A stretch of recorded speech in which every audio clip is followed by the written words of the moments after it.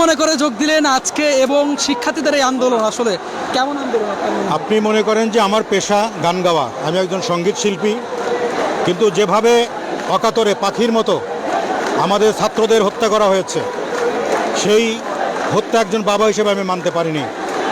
আমি নীরবে কেঁদেছি এবং আল্লাহর কাছে প্রার্থনা করেছি যে আল্লাহ পাক এই জায়গা থেকে আমাদের মুক্ত করো।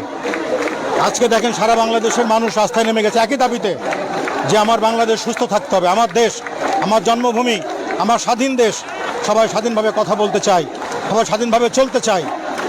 সেই জায়গায় এই রক্তের বন্যা বয়ে গেছে। কোনো বাবা, কোনো মা তার সন্তান হারানোর বেদনা ঘরে বসে আর নিজে নিজে সহ্য করতে পারে না। তাই আজকে দেখেন লক্ষ লক্ষ মানুষ রাস্তায় নেমে গেছে এই সন্তান হারানোর বেদনা এবং এই সন্তানদের যে আত্মার সন্তান হারানোর যে কষ্ট, সেই কষ্ট নিবারণ করার জন্যই আজকে আমরা সবাই মিলে এই রাস্তায় নেমে গেছি। আমি এই আন্দোলনের যৌক্তিক আন্দোলনের সংহতি প্রকাশ করছি। আমাদের সাথে আমাদের শিবি পলাশ ভাই আছে। এই যে আন্দোলন হলে যে আপনার নেটওয়ার্ক সিস্টেমটা বন্ধ করে দেওয়া হয়, আজকে এখনো নেটওয়ার্ক বন্ধ রয়েছে, এইটা কিভাবে দেখছেন? বুঝি নাই। দেখছেন যে নেটওয়ার্ক বন্ধ করে দেওয়া হয়, ইন্টারনেট বন্ধ করে দেওয়া হয়, দেখছেন? এটা তো আপনি আমরা সবাই জানি। হ্যাঁ, আমরা টেলিভিশনে দেখছি যেটা আন্দোলনকারীরা বন্ধ করেছে তারা বলছে, কিন্তু এটা তো আমরা জানি মিথ্যা না সত্য। এটা হলো কিছু কৌশলগত কারণ তো থাকবেই। তো সেখানে জনগণ যখন ফুঁসে ওঠে, জনগণের দাবি যখন একাত্মতা ঘোষণা করে, যখন সারা দুনিয়ার মানুষ, যখন সারা বাংলাদেশের মানুষ একসাথে এক আওয়াজ তোলে, তখন কোনো কিছুতে ইন্টারনেট বন্ধ হোক আর টেলিভিশন বন্ধ হোক আর মানুষের মুখ বন্ধ করে রাখার কৌশল হোক, কোনো কিছুতে আর বাধা মানে না। ভাইয়া, আমরা দেখছি যে সকল শ্রেণী, রিক্সাওয়ালা থেকে শুরু করে বাদামওয়ালা থেকে শুরু করে সকল পেশার মানুষ শিক্ষার্থীদেরকে সমর্থন জানাচ্ছে এবং শিক্ষার্থীদের যে দাবি, সেই দাবি মানার জন্য তারা বলছে। এই যে এত সমর্থন এই শিক্ষার্থীদের প্রতি, এটা কীভাবে তৈরি হলো, কি বলবেন? আপনি সবাই পরিষ্কার যে শিক্ষার্থীরা যে যৌক্তিক দাবি নিয়ে নেমেছিল কোটা আন্দোলন, সেটি সঠিক ছিল। তাদের দাবিটা খুব শুরুর দিক থেকে মেনে নিলে আজকের এই সমস্যাটা হতো না, এতগুলো প্রাণ ঝরতো না, অসংখ্য মানুষ মারা গেছে। আজকে দেখছেন যেভাবে মানুষকে মারা হয়েছে, সন্তানদেরকে মারা হয়েছে, পৃথিবীর আমাদের দেশের মানুষের বাইরেও অনেকের মানুষের চোখে পানি ছেড়ে দিয়েছে, তারা এই কষ্ট সহ্য করতে পারে নাই। এখন তো মানুষের যন্ত্রণা যখন দেয়ালে পিঠ থেকে যায়, তখন তো মানুষ আর ঘরে বসতে পারে না। একটা প্রশ্ন, কিছুক্ষণ আগে প্রধানমন্ত্রী ঘোষণা করেছে শিক্ষার্থীদেরকে আহ্বান জানিয়েছে সংলাপের। আরেকটি বিষয় তিনি বলেছেন সমস্ত হত্যাকাণ্ডের তিনি বিচার করবেন। এই বিষয়টা আসলে বিচার করতে পারবেন কিনা, কি মনে করেন?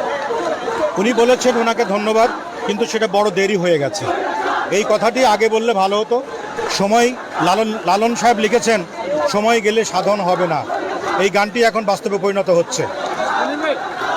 আমরা দেখছি যখন আপনারা প্রতিবাদে সামিল হচ্ছেন, তখন আপনাদেরই সঙ্গীত শিল্পী, অভিনয় শিল্পী পোড়া দেয়াল, ভাঙা কাচের টুকরার জন্য কান্নাকাটি করছেন। এই বিষয়ে আপনার মতামত কি?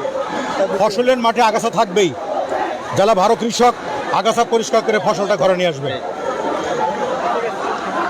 তাছাড়া আমাদের এখানে একটা আত্মার নেটওয়ার্ক তৈরি হয়েছে। এখানে আজকে শিক্ষার্থীদের আন্দোলনে যোগ দিতে পেরে আপনার কেমন লাগছে? আমার খুব ভালো লাগছে, কারণ আমি শিল্পী মানুষ, আমি জনগণ নিয়ে কাজ করি, জনগণের হৃদয়ের ভাষা আমি বুঝি। জনগণের হৃদয় চাচ্ছে আজকে যৌক্তিক আন্দোলনের সাথে একত্রিত হওয়ার যে ঘোষণা, সেখানে আমি একা বসে থাকতে পারি না। আমি ছুটে এসেছি, আমার বাবা অসুস্থ, আমি ঢাকার বাইরে ছিলাম, আমি ছুটে এসেছি। আমার বাবা হাত ধরে বারবার বলছেন যে তুমি ঢাকায় যেও না। আমি বলছি, না বাবা, আজকে তোমার সন্তান যদি মারা যায় তোমার কেমন লাগবে, আমার সন্তান মারা গেলে আমার কেমন লাগবে। যার সন্তান মারা গেছে সেই বোঝে সন্তান হারানোর জ্বালা কতটুকু। এই যে আন্দোলনে যারা যোগ দিচ্ছে, শিল্পী বলেন বা যারাই বলেন, তাদের হচ্ছে জামা শিবির ট্যাগ দেওয়া হচ্ছে, এই বিষয়টা জি, জামাত শিবির ট্যাগ দিচ্ছে। ভাই একটু আমার ভিডিও করে দেন না, ভিডিও করবেন। জামাত শিবির ট্যাগ দেওয়া হচ্ছে, এই বিষয়টা কি বলবেন? এটা আসলে বললাম না, বিভিন্ন কৌশল অবলম্বন করা হয়। যখন আমি একটা বিপদে পড়ি, তখন তো আমি বাঁচার জন্য বিভিন্ন কৌশল অবলম্বন করবই।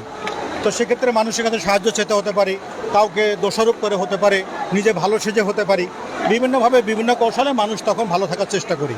সেরকম অনেক খেলা এখানে হবে, অনেক রকমের অসাধু লোকজনও এখানে ঢুকবে। তবে যারা আন্দোলন করছেন, যারা আমরা একত্রিত ঘোষণা করেছি, আমাদের চোখ সতর্ক আছে, আমরা সজাগ জাগ্রত আছি। এখানে অসাধু কোনো চক্র এখানে এই আন্দোলনকে বাধাগ্রস্ত করতে পারবে না। ওদের উদ্দেশ্যে কি বলবেন আপনারা এই যারা নেতৃত্ব দিচ্ছে, তাদের উদ্দেশ্যে কি বলবেন? তারা সঠিক নেতৃত্বে আছে এবং তাদের দ্বারাই এই বাংলাদেশ আগামী দিন আগে যে ভবিষ্যৎ তারাই গড়বে, তারাই সুস্থ বাংলাদেশ তৈরি করবে। এই সমস্ত মেধাবী ছেলেমেয়েরাই আগামী দিনের ভবিষ্যৎ, আগামী দিনের বাংলাদেশের কাণ্ডারি। তাদের পেছনে দেখেন জ্ঞানী গুণী, কবি, সাহিত্যিক, ডাক্তার, সাংবাদিক, সাধারণ মানুষ সবাই নেমে গেছে, ব্যবসায়ী কেউ ঘরে নাই, কারণ সবাই তো বোঝে যে কোনটা ভালো কোনটা মন্দ। Thank you.